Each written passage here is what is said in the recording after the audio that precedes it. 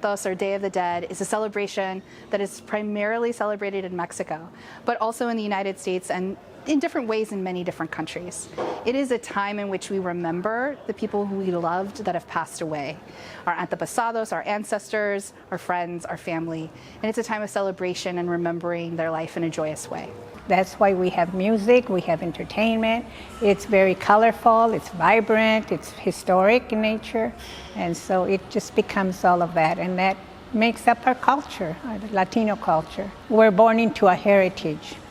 From the whatever heritage we're born into comes our culture, because we practice a lot of the things that our heritage brings to us, so that becomes our culture.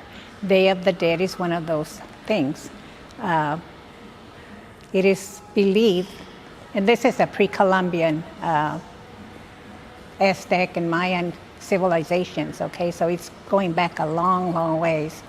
But it is believed that October 31st, which is at midnight, which would be November 1st, the children come down from heaven to visit their families. On October 2nd, the adults follow. And that's where the altar becomes a very important thing, because they've got to have a place to go to, and this is their place. Both days are a way in which we take the time out to think about those who have departed and remember the times we had with them. Day of the Dead, as we know it, has roots in indigenous cultures in Mexico. So various groups that folks may be familiar with, the Aztecs or Mexica or the Mayan people, remember their ancestors in certain ways at certain times of the year. When the Spanish arrived and Catholicism was widespread, some of the practices there were blended together and became what we're more familiar with for Dia de los Muertos. So a celebration like All Souls Day or All Saints Day is something people might have celebrated in the Catholic Church.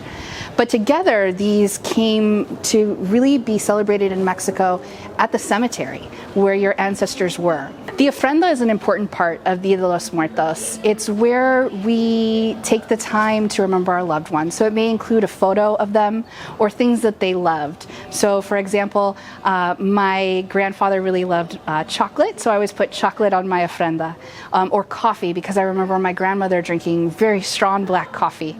And so we put the things out that they loved or items that they had, but we also put other things that are important to us spiritually for the afterlife. That's why we have water must be on the altar, because they're going to be thirsty.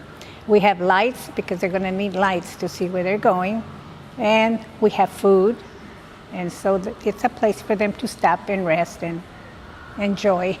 And to call the souls of the dead, or to call their memories back, we have very fragrant things like cempasúchil or marigold flowers, which are very pungent, or copal incense, right, which represents fire. You might also notice paper picado.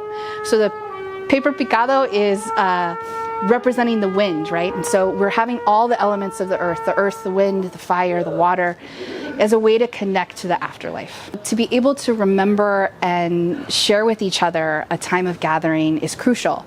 So just as you would gather with family on Thanksgiving, we gather with family who are alive during Dia de los Muertos and those who are not with us anymore.